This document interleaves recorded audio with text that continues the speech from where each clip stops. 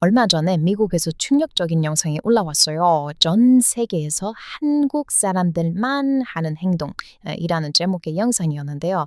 한국인인 여러분도 이건 몰랐을걸요. 어떤 미국인이 한국 여행 중에 서울 도시를 걷다가 갑자기 모든 사람들 카메라를 들고 막 뭔가를 찍는 거예요. 막 하늘을 막 쳐다보면서 동시에 그러니까 미국 사람은 놀랐대요. 뭐야, 뭐 이거 뭐 북한 전쟁하는 거 아니야? 하면서 정말 깜짝 놀랐다고 해요. 미국인들이 솔직히 한국에 처음 가면 이 비상벨 울리는 거 아시죠? 이거 갑자기 막 거리에 있는 모든 사람들 핸드폰에 울리면 솔직히 좀 무섭거든요. 그런데 이건 비상벨 울리는 순간이 아니었고 그냥 조용한 거리에서 갑자기 사람들이 하늘을 보고 막 사진을 막 찍는 거예요. 살면서 처음 겪어보는 경험이라 무섭기도 하고 도대체 뭔가 싶었대요. 자, 그럼 우리 한국인 구독자분들이 생각하기에 이 한국인 분들이 뭘 다 같이 동시에 보고 뭘 찍고 있었던 걸까요? 네, 한국 분이시라면 알 수도 있어요. 바로 네, 맞습니다. 엄청나게 큰 달이 뜬 거였어요. 그래서 이 영상 찍은 사람이 안도를 했지만 동시에 아니 그런데 왜 뭐 큰 달이 나오면 예쁘긴 한데 왜 이렇게 다 같이 큰 달을 보는 현상이 충격적인 거예요. 그랬더니 커뮤니티에 댓글로 이야기가 많이 올라왔어요. 한국 사람들은 사실 다른 나라 사람들보다 감성적이고 무뚝뚝해 보이는 사람들도 어느 날 길을 걷다가 날만 봐도 감성해졌고 특히 한국 사람들은 구름이 예뻐도 구름을 보고 감성에 젖는 경우가 많다고 해요. 이거 정말인가요? 구름이 예쁘다고요? 한국 사람들은 구름을 보고도 감성에 젖는다는 게 사실인가요? 이거 정말 충격적인데 충격은 여기서 끝나지 않았어요. 오늘 이야기는 약간 controversial한 약간 논쟁의 여지가 있는 이야기이기 때문에 주의해서 봐주세요. 그러니까 미국에 이런 영상이 올라오니까 한국에 가보지 못한 사람들이 댓글로 이런 이야기를 했어요. 한국 사람들이 달 사진을 마구 찍는 이유는 두 가지 중 하나인데 하나는 그냥 한국 사람들이 감성적으로 민감한 사람이기 때문이라는데요. 실제로 한국의 뭐 문학 작품이나 영화 같은 것들을 보면 미국의 작품들보다 훨씬 섬세하고 감성적인 작품이 많아요. 뭐 BTS 같은 아이돌이 성공한 이유도 사실은 뭐 이 사람들이 열심히 노력했고 뭐 잘생겼고 노래가 좋고 뭐 그런 것도 있지만 노래 가사들이 미국 팝 culture에서는 볼 수 없었던 새로운 감성을 자극하는 아주 섬세한 가사들이 있었기 때문이거든요. 한국의 특징이 바로 이 감성이에요. 그래서 한국 사람들 피에는 그런 섬세한 감성이 흐르고 그런 피 때문에 예쁘게 뜬 딸만 봐도 이 순간을 저장하고 싶다라고 생각을 해서 사진을 찍거나 아니면 이렇게 예쁜 달을 나 혼자만 볼 수 없어 라고 생각하면서 가까운 가족이나 친구에게 보내주기 위해 사진을 찍는다는 이야기가 있어요. 그런데 이건 많은 외국인들이 터무니없는 소리라고 하기도 했거든요.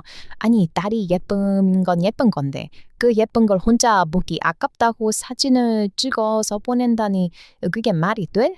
너무 한국인들을 올려치기 하는 거 아니냐 뭐 이런 글들도 올라왔는데 이거는 뭐 한국을 너무 몰라서 하는 헛소리죠. 실제로 한국 특히 뭐 어르신들의 그런 밈이나 이미지 개그 같은 가 있잖아요. 항상 뭐 어르신들 프로파일 사진에 뭐 꽃 사진 해놓고 막 달 이런 거 해놓고 가족 단톡방이나 친구들한테 꽃 사진 보내고 그래요. 이거 정말 한국만 그런 거예요. 한국 사람들은 좋은 건 나눠야지라는 생각. 바로 정이죠. 정이랑 또 순수한 감성 때문에 실제로 달을 보고 예뻐서 사진 찍는다는 게 저는 훨씬 납득이 돼요. 특히 한국 사람들은 사랑해 라는 말을 잘 하지 못하잖아요. 다른 나라에 비하면 사랑 표현을 좀 잘 못하는 나라 사람으로 알려져 있는데 어느 전문가가 말하기로는 한국인들의 사랑 표현은 말로 하는 게 아니다. 이렇게 일상에서 소소한 것들, 달이 떴는데 내가 사랑하는 사람에게도 이걸 보여주고 싶은 마음, 이런 걸 사진 찍어서 보내는 거, 그런 게 사랑한다는 표현이라고 해요. 와, 그럼 정말 너무 귀여워요. 한국 사람들은 저도 사랑한다는 말을 너무 많이 하면 솔직히 그 의미가 좀 약해진다고 생각하거든요. 물론 미국인들이 뭐 부모나 자식 사이에 사랑한다고 말을 많이 하는 게 나쁜 건 아니지만 한국 사람들의 이 사랑 표현이 저는 더 순수하고 귀여운 느낌이 들어요. 이런 한국 사람들의 특징을 모르고 뭐 이렇게 딸 사진 찍는 걸 뭐라 하는 놈들은 정말 멍청한 거예요. 한국 문화를 조금만 알아도 이게 헛소리가 아니란 건 알 수가 있죠. 얘네 인터넷에 별의별 이상한 놈들 많아요.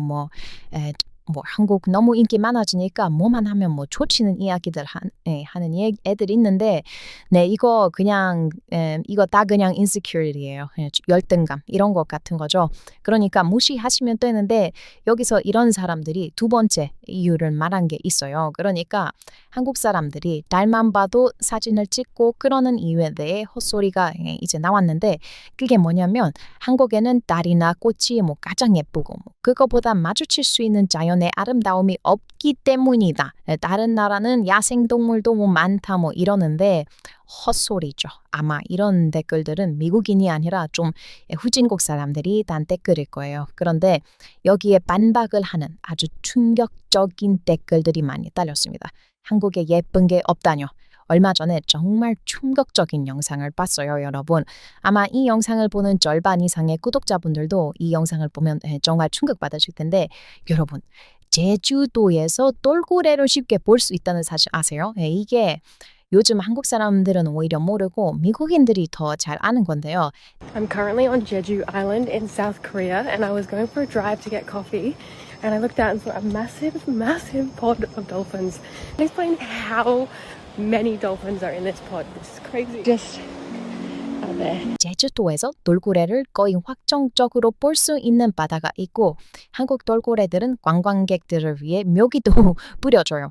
실제로 전 세계에는 야생 돌고래를 볼 수 있는 곳이 있는데 가더라도 100%다 볼 수 있는 건 아니고 돌고래들이 찾아올 때만 볼 수 있거든요.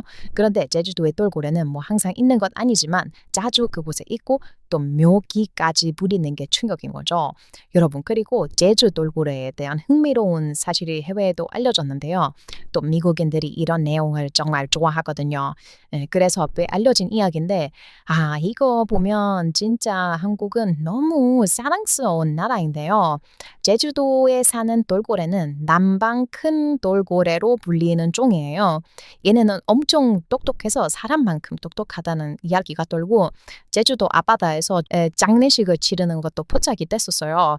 제주도에 사는 돌고래는 총 약 130마리 정도 되는데요. 제주도에서는 이 돌고래들을 실제 제주도민으로 인정해서 제주도에 사는 돌고래들을 실제로 다 확인하고 이름까지 지어줬다고 해요. 너무 귀엽지 않나요? 이름은 또 어찌나 귀여운지 제돌리, 준삼미, 산파리처럼 방류된 돌고래뿐만이 아니라 오래, 행운이처럼 귀여운 이름들을 붙여줬어요. 그런데 이게 단순히 귀엽게 부르기 위해 이름을 붙인 게 아니라 출산이나 부상, 이동 경로를 기록하기 위해서 식별용으로 귀여운 이름을 붙여준 거예요. 외국도 돌고래를 트래킹하기 위해 식별용 이름을 붙이기도 하는데요. 외국은 저렇게 귀여운 이름이 아니라 보통 식별 코드를 붙이는 경우가 많아요. 그래서 실제로도 한국에는 돌고래 한 마리가 길을 잃어서 똥에까지 갔는데 과학자들이 얘 돌고래 안목이 아니야 하면서 제주도로 돌려보내려고 했던 적도 있대요. 이렇게 제주도에는 사람만 사는 게 아니라 돌고래도 살고 있다고 해요. 그런데 여기에 문제가 있어요. 제주도에 요즘 관광객들이 엄청 많다고 하더라고요. 저는 최근에 제주도 가본 적이 없는데 듣기로는 제주도가 비자를 받지 않는 나라들이 있어서 한국에 갈 때 제주도에만 가는 나라 사람들이 있다고 해요. 그래서 그 사람들이 돌고래를 보러 가는데 여러분, 전 세계 사람들은 한국 사람들처럼 선진적이지는 못해요. 그래서 돌고래 신경 안 쓰고 바다에 쓰레기를 버리는 사람들이 있답니다. 그래서 그래서 한 2025년에 한국은 최초로 돌고래 전용 보호구역이라는 것을 지정해서 서귀포시의 대정읍 신도리 앞바다라는 곳에 2km 정도 되는 구역을 해양생물보호구역으로 지정했어요. 이건 최초라고 하더라고요. 돌고래를 보기 위해 가까이 접근하면 안 되는데 이걸 또 무시하고 자꾸 접근하고 또 쓰레기까지 버리는 정말 쓰레기 같은 인간들이 있다고 해요. 정말 내 눈에 띄기만 해봐. 진짜 그 쓰레기 다시 주워오라고 수령시킬 거야. 너무 화가 나네요. 그리고 아까 말했지만 방류한 돌고래도 있잖아요. 째돌이, 쭌사미, 쌈바비라는 돌고래는 인간의 손에서 키워지다가 아시아 최초로 바다로 방류시켰고 실제로 그 방류한 돌고래들이 야생 돌고래들과 함께 지내서 가족이 된 것을 확인했다고 해요. 그 뒤로 야생 돌고래들과 살면서 새끼도 낳고 행복하게 살고 있다고 해요. 와, 정말 이런 게 정말 선진국 아닌가요? 한국은 이렇게 생각보다 자연을 정말 사랑하고 볼 것도 정말 많아요. 그런 한국에 자연에 볼 게 없다? 뭐 말도 안 되는 헛소리야. 이게 미국인들이 한국 가서 정말 놀라는 것 중에 하나가 한국 산이에요. 한국에 평생 사셨다면 모르실 수도 있는데요. 한국은 정말 특이한 나라예요. 엄청 고도로 발달된 도시이지만 동시에 산이 곳곳에 있어요. 전 세계에 이런 도시는 찾아보기 힘들 거예요. 미국도 산이 뭐 많기는 하지만 도시와 이렇게 가까이 붙은 산은 거의 없어요. 그래서 한국 산에 올라가면 멋진 도시 풍경을 볼 수 있기 때문에 요즘 산에 올라가면 한국 사람들보다 외국인이 더 많다고 해요. 이거 뭐 큰 산은 아니지만 최근 K-pop 데몬 허너스에 나왔던 낙산공원이 또 엄청 인기가 생겼다고 하잖아요. 저도 그 뒤로 낙산공원을 다녀왔는데 정말 거기에 한국 사람보다 외국인이 더 많더라고요. 그리고 그 경치는 정말 그 어떤 나라에서도 볼 수 없는 아름다운 경치예요. 그러니 한국 사람들이 달을 보고 예쁘다고 하는 이유는 한국에 볼 게 없어서 그런 게 아니라 한국인이 감성적이고 또 그걸 내 가까운 사람에게 전해서 감성을 함께 느끼고 싶다는 정이 더 강하게 원인으로 된 거죠. 요즘 한국 관광객이 너무 많아지니까 아시아에서 관광객을 뺏긴다고 느끼는 몇몇 나라들의 독성적인 네티즌들이 한국에 대한 안 좋은 이야기를 하는 경우가 있는데요. 여러분 근데 걱정 마세요. 외국인들이 이런 댓글은 알아서 무시하거나 다 반박하고 있답니다. 어차피 아무도 안 믿어요. 한국을 한번 가본 사람들은 절대 한국을 잊지 못하거든요.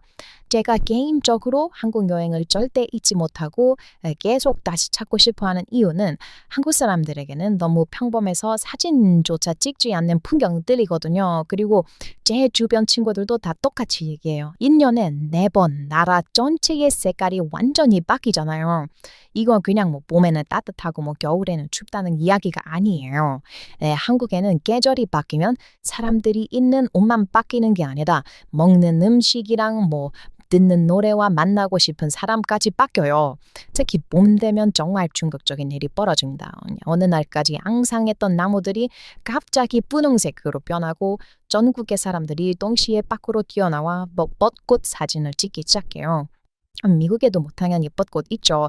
뭐 워싱턴 DC의 벚꽃도 유명하고요. 그런데 한국처럼 나라 전체가 벚꽃이 피는 날짜를 기다리는 문화는 정말 특이해요. 한국에서는 제주도에서 벚꽃이 피기 시작했다는 소식이 나오면 그 다음은 부산, 그 다음 대구, 그 다음 서울로 올라오는 벚꽃을 거의 뭐 스포츠 경기 결과처럼 기다려요. 오늘은 뭐 어디까지 피었대. 이번 주말이 절정이래 뭐. 그런데 토요일에 비가 온대. 그러면 큰일 난 거예요. 왜냐하면 한국의 벚꽃은 가장 아름다운 순간에 이미 떨어질 준비를 하고 있거든요. 활짝 피었다고 생각한 순간 비가 한번 오거나 바람이 세게 불면 사라져 버려요. 그래서 한국 사람들은 벚꽃을 보면 그냥 예쁘다고 생각하는 게 아니라 지금 보지 않으면 다시 1년을 기다려야 한다고 생각해요. 여러분 여기서 정말 중요한 한국 감성의 비밀이 나옵니다. 아까 그 전문가가 말했던 것처럼 한국 사람들은 영원히 존재하는 것보다 곧 사라질 것을 더 아름답게 느끼는 경향이 있다는 거예요.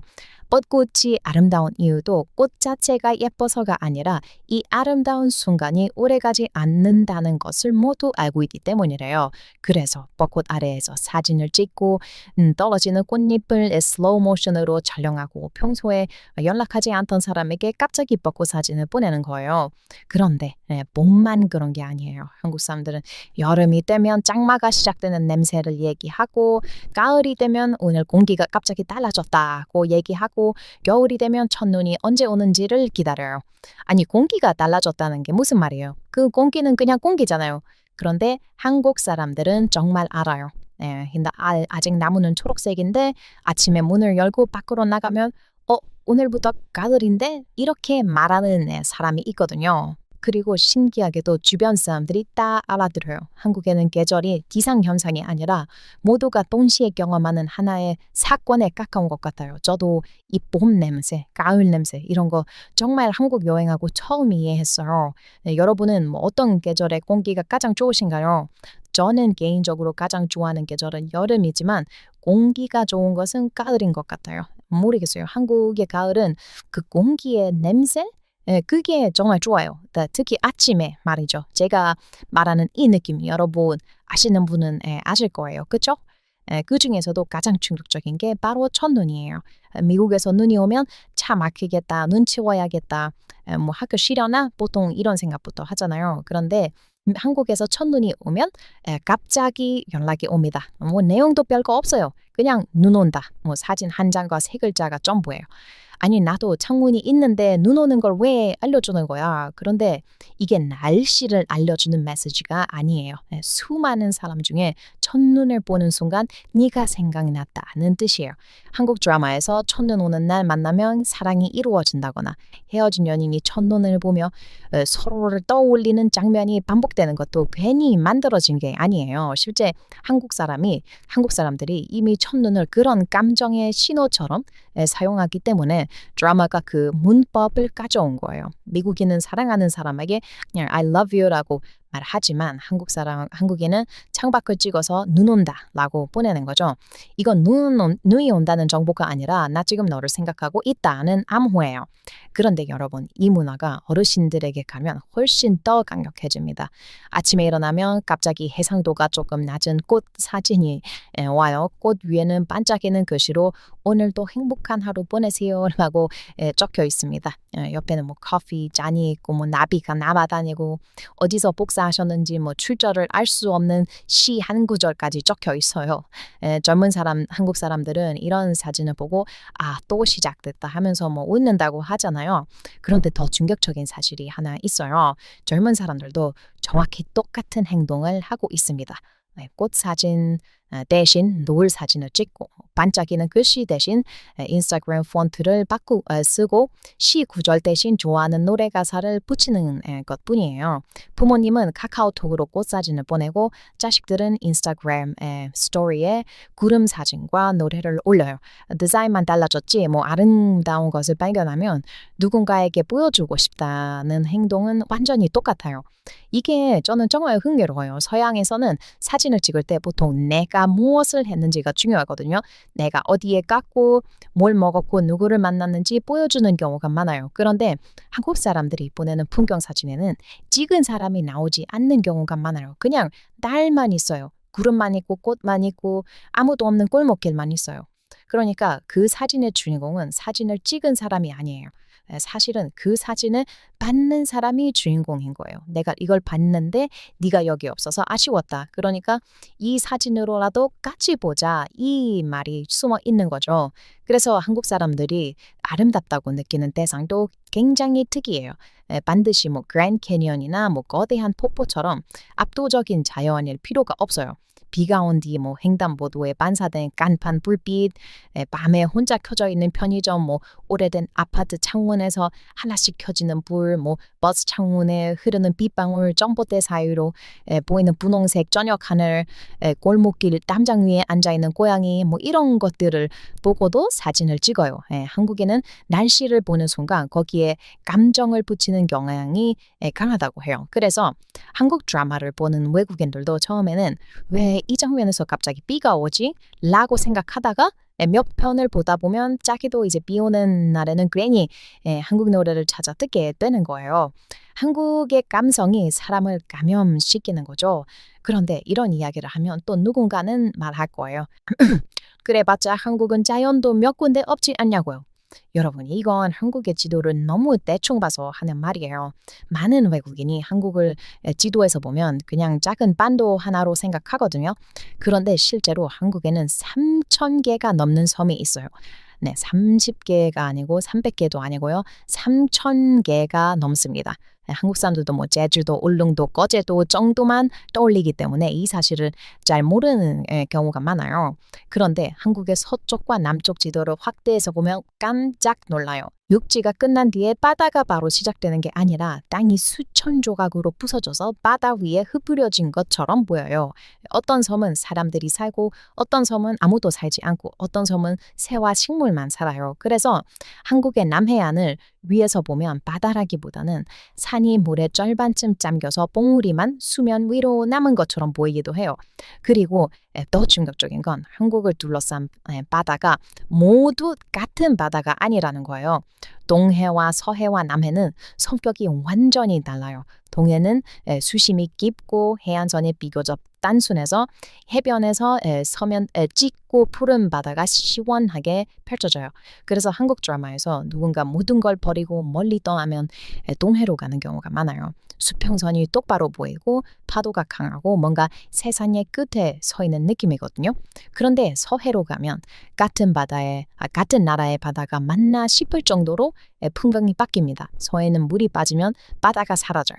아침에 분명 바다였던 곳이 오후에는 끝이 보이지 않는 갯벌이 되고 다시 시간이 지나면 물이 들어와서 흔적도 없이 바다가 돼요. 바다가 하루에 2번씩 육지로 변했다가 다시 바다로 돌아가는 거예요. 이 갯벌은 그냥 진흙이 아니라 수많은 생물이 살아가는 거대한 생태계고 한국의 갯벌은 유네스코 세계 자연유산으로도 인정받았어요. 그리고 남해로 가면 또 달라집니다. 남해는 크고 작은 섬들이 바다를 가득 채우고 있어서 높은 곳에서 내려다보면 바다 위에 산이 떠 있는 것처럼 보이잖아요. 그래서 한국은 작은 나라 안에서 몇 시간만 이동하면 끝없이 펼쳐진 푸른 바다와 바다가 사라지는 거대한 갯벌과 수백 개의 섬이 떠 있는 다도해를 전부 볼 수 있는 나라예요. 한 나라에 서로 다른 세 개의 바다가 들어있는 셈인 거죠. 그리고 이런 사실은 한국 사람들보다 외국인이 더 잘 알고 있는 경우가 많아요. 여러분도 뭐 여행을 어느 나라에 간다고 하면 그 나라에 대해 몇 주간 계속 검색을 하시잖아요. 이 나라에는 어떤 특징이 있고 어떤 역사가 있는지 그런 걸 검색하면서 이미 한국에 가지도 않았는데 한국의 사랑에 빠져버리는 거죠. 한국의 자연은 가만히 있지 않아요. 봄에는 뭐 벚꽃 폈다가 며칠 만에 사라지고 여름에는 뭐 장맛비가 도시의 색을 바꾸고 가을에는 산 전체가 붉어졌다가 낙엽이 되고 겨울에는 첫눈이 모든 것을 하얗게 덮었다가 몇 시간 만에 녹아요.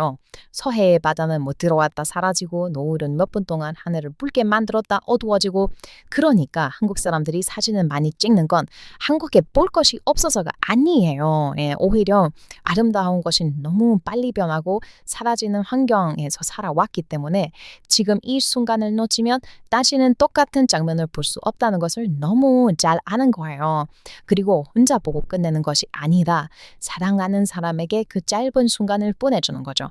그리고 한국 사람들이 곧 사라질 것 같은 느낌과 감성을 다른 나라 사람들보다 더 강하게 느끼는 이유를 분석한 글도 있었는데요. 한국 사람들은 다른 나라 사람들이 몇 세대 걸쳐 경험할 변화를 단 한 사람의 인생 안에서 전부 경험해버린 경우가 많다고 해요. 어느 교수는 이런 한국의 특징을 압축적 근대성이라고 불렀어요. 서양에서는 수백 년에 걸쳐 천천히 일어난 산업화와 도시화가 가족의 변화와 디지털화를 그리고 한국은 불과 몇십 년 안에 한꺼번에 겪어버렸다는 거예요. 그래서 한국에는 이상한 일이 벌어집니다. 한 가족의 식탁에 서로 다른 시대에서 온 사람들이 같이 앉아 있는 거예요. 할머니는 어린 시절을 초가집에서 살았고 부모님은 논밭이 공장과 아파트로 바뀌는 걸 봤고 자식은 초고속 인터넷과 스마트폰을 당연하게 여기고 손주는 인공지능과 대화하면서 자라요. 이게 과장이 아니에요. 여러분, 1960년대 초의 한국을 한번 생각해 보세요. 당시에는 전체 인구 가운데 도시에 사는 사람이 30%도 되지 않았어요. 그런데 산업화가 시작되면서 사람들이 일자리를 찾아 농촌에서 도시로 엄청난 속도로 이동했습니다. 한 연구에 따르면 1960년부터 1980년 사이에 농촌에서 도시로 이동한 사람이 약 1,000만 명에 달했다고 해요. 당시 한국 전체 인구를 생각하면 이건 그냥 사람들이 좀 이사했다는 수준이 아니에요. 나라 전체가 짐을 싸서 움직인 거예요. 실제로 한국의 농촌은 1970년부터 1990년 사이에 인구의 절반 이상을 잃었다는 연구도 있습니다. 어제까지 논에서 농사를 짓던 사람이 서울에 가서 공장 노동자가 되고 그 자식은 대학에 가서 회사원이 되고 그 손주는 유튜브를 만들거나 게임을 개발하는 시대가 된 거예요. 미국에서는 한 집안의 직업이나 생활 방식이 몇 세대 동안 서서히 바뀌는 경우가 많잖아요. 그런데 한국에서는 아버지와 아들이 같은 언어를 쓰면서도 사실상 완전히 다른 나라에서 성장한 사람처럼 느껴질 수 있는 거예요. 부모 세대에게 쌀 한 토를 남기는 것은 생존과 관련된 문제였는데 자식 세대는 탄수화물을 줄이려고 밥을 남겨요. 부모 세대에게 좋은 직장은 절대 놓쳐서는 안 되는 평생의 안전장치였는데 자식 세대는 회사가 나를 행복하게 하지 못하면 그만둘 수도 있다고 생각해요. 그러니까 한국의 세대 갈등은 단순히 나이 많은 사람과 젊은 사람이 서로를 이해하지 못하는 문제가 아니에요. 같은 집에 살고 있지만 각자 다른 역사에서 살아남는 방법을 배운 사람들이 부딪히는 거예요. 그런데 그 도시의 변화는 더 극단적이었습니다. 1960년대와 1970년대 서울은 사람들이 몰려오는 속도를 집을 짓는 속도가 따라가지 못했어요. 그래서 1962년에 한국 최초의 단지형 아파트인 마포 아파트가 만들어집니다. 당시에는 아파트에 거실과 발코니가 있다는 것 자체가 굉장히 현대적인 일이었어요. 중공식에서는 이 아파트가 새로운 생활 혁명의 상징이 되기를 바란다는 말까지 나왔다고 해요. 그런데 여기서 정말 한국다운 반전이 벌어져요. 그렇게 이제 미래의 상징으로 만들어진 마포 아파트도 몇십 년 뒤에는 낡았다는 이유로 철거됩니다. 심지어 마포 아파트의 재건축 조합은 한국 최초의 재건축 조합이었다고 해요. 한국 최초의 현대식 아파트가 한국 최초의 재건축 대상까지 된 거예요. 한 세대가 태어나서 중년이 되기도 전에 미래의 상징이 과거의 유물이 되어 사라져버린 겁니다. 여러분, 이런 일이 외국에서는 절대 벌어지지 않아요. 미국 뉴욕 맨해튼만 가도 지어진 지 엄청 오래된 건물들이 여전히 엄청나게 많거든요. 60년대에 지어진? 아니요, 60년대가 뭐예요? 1800년대에 지어진 빌딩도 아직도 많이 있는데요. 이러니 한국 도시만 가면 미국인들이 놀라는 거예요. 아니, 그 어떤 도시보다 더 발전하고 너무 깨끗하고 최고로 잘 사는 나라로 보이잖아요. 이거 정말 한국이라는 나라를 완벽하게 보여주는 이야기 아닌가요? 한국에서는 새롭다는 말의 유효기간이 너무 짧아요. 어제 만들어진 것 같은 건물이 어느 날 낡은 건물이 되고 사람들이 미래 도시라고 불렀던 동네가 구도심이 되고 학교 앞에서 평생 장사할 것 같았던 문방구가 어느 날 사라지고 친구들과 뛰어놀던 공터에 아파트가 올라가요. 한국 사람들은 그래서 알고 있는 거예요. 아무리 익숙한 것도 영원하지 않다는 것을요. 여러분, 이런 경험이 한국인들에게 자주 있는 경험이라는 게 사실인가요? 어릴 때 살던 동네에 오랜만에 찾아갔는데 길은 분명히 기억나는데 아무것도 남아있지 않은 경험이요. 분식집도 없어지고 문방구도 없어지고 놀이터도 바뀌고 내가 살던 집자리는 처음 보는 건물이 서 있는 그런 경험이요. 이런 장면이 한국 드라마에는 정말 많이 나오거든요. 미국은 100년 넘게 운영하는 음식점 같은 게 정말 많아요. 미국은 여전히 부모의 직업을 받아서 음식점을 운영하는 사람도 많고요. 그런데 한국은 빠른 발전으로 인해서 사라지는 것들이 많다는 말이 나와요. 그런데 한국 사람들의 말로는 그런 것들이 사라지고 나면 세상 어디에도 다시 갈 수 없는 장소가 됩니다. 위치는 지도에 남아 있는데 내가 기억하는 그 장소는 지구상에서 완전히 사라진 거예요. 한국의 레트로 감성이 특이한 이유도 여기에 있는 것 같아요. 서양의 레트로는 아주 오래전 시대를 재현하는 경우가 많지만 한국에서는 불과 20년 전이나 30년 전도 완전히 사라진 문명처럼 느껴질 수 있어요. 응답하라 1994 같은 드라마를 보면 알 수 있어요. 미국에서는 94년도 배경의 드라마를 만들면 크게 다른 느낌은 들지 않아요. 물론 미국의 레트로감도 상당히 매력적인 부분이 많지만 한국의 레트로는 차원이 달라요. 그리고 미국인들은 한국에 여행하면서 한국에 대한 흥미로운 이야기를 많이 찾아보고 공유하는데요. 한국인들에게는 그냥 그런 이야기일지 모르지만 미국인들 사이에서는 정말 흥미롭게 들리는 섬 이야기가 하나 있어요. 한국의 섬인데요. 서울 한복판에는 한국이라는 나라의 역사를 그대로 압축해 놓은 것 같은 섬이 하나 있습니다. 여러분, 한강에 있는 밤섬 아시죠? 지금은 사람이 들어갈 수 없는 철새들의 섬인데요. 불과 1960년대까지만 해도 이 섬에는 수백 명의 사람들이 실제로 살고 있었다고 해요. 배를 만들고 물고기를 잡고 농사를 지으면서 하나의 마을을 이루고 살았다고 해요. 그런데 1968년 여의도를 개발하기 위해 주민들을 이주시킨 뒤에 정부가 이 섬을 폭파해버립니다. 네. 비유적으로 폭파했다는 게 아니라 정말 다이너마이트로 섬을 터뜨렸어요. 꽝! 그리고 밤섬에서 나온 돌과 자갈은 여의도 주변에 째방을 만드는 데 사용됐습니다. 그러니까 지금의 여의도를 만들기 위해 옆에 있던 섬 하나가 재료로 사용된 거예요. 여기까지만 들어도 한국의 빠른 개발을 상징하는 굉장한 이야기잖아요. 그런데 진짜 충격적인 반전은 그 다음에 일어났어요. 사람들은 밤섬을 없앴다고 생각했는데 한강이 상류에서 흙과 모래를 계속 운반해오면서 폭파되고 남은 자리에 다시 섬이 만들어지기 시작한 거예요. 갈대가 자라고 버드나무가 생기고 새들이 돌아왔습니다. 그렇게 다시 살아난 밤섬은 1966년 처음 측정했을 때보다 무려 6배 정도 넓어졌고 이제는 국제적으로 보호받는 람사르 습지가 됐어요. 사람이 미래 도시를 만들겠다고 없애버린 섬이 사람이 들어오지 못하는 동안 스스로 돌아와서 오히려 전보다 더 커진 거예요. 와, 여러분, 이건 정말 영화 같은 이야기가 아닌가요? 여의도는 밤섬의 돌로 만들어진 한국의 근대화의 상징이 되었고 폭파된 밤섬은 그 옆에서 조용히 다시 살아났어요. 한쪽에서는 인간이 엄청난 속도로 새로운 도시를 만들었고 바로 옆에서는 자연이 수십 년 동안 아무 말 없이 사라진 섬을 복구하고 있었던 거예요. 저는 이 이야기가 한국과 굉장히 닮았다고 생각해요. 한국은 뭔가 너무 빨리 없애고 새로 만들지만 사라진 것의 기억은 완전히 없어지지 않아요. 다른 모습으로 다시 돌아와요. 뭔가 이게 정말 한국적인 이야기 같아요. 한국은 빠르게 변하지만 그 안에 있는 핵심적인 감정은 살아남아 있는 거죠. 물론 한국은 너무 빨리 바뀌었기 때문에 겪는 세대 갈등이 좀 있다고 해요. 지금 한국의 40대나 50대는 어린 시절에 인터넷이 없는 세상을 살았는데 지금은 인공지능으로 영상을 만드는 시대를 살고 있잖아요. 여러분 이거 생각해보면 정말 미친 속도예요. 한국에는 계속 새로운 세상에서 적응해야 했어요. 그래서 한국의 빨리빨리 문화도 그냥 성격이 급해서 생긴 것이 아니라는 설명이 있어요. 뒤처진 상태에서 선진국을 따라잡기 위해 사회 전체가 극단적으로 빠른 속도를 요구하면서 만들어진 생활 방식이라는 거예요.